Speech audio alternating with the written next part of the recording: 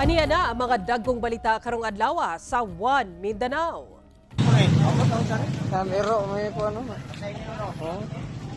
Duha ka mga rider angol human na aksidente sa kalit mitabok nga iro sa kalsada sa Tagum City, Davao del Norte.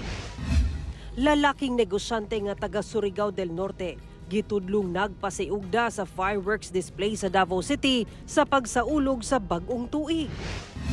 Mga basura nga natigom sa pagsugat sa bagong tuig nagkatag sa pipila ka barangay sa Cagayan de Oro City.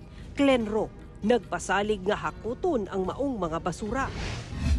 Department of Health giklaro nga dili pa kumpirmado ang nagkatag online nga matud pa bag-ong virus nga epidemya sa nasud China. COMELEC ug Police Regional Office 11 gipangandaman ang pagsugod sa election period ug pagpatuman sa gun ban sunod semana. Ito ang GMA Regional TV 1 Mindanao.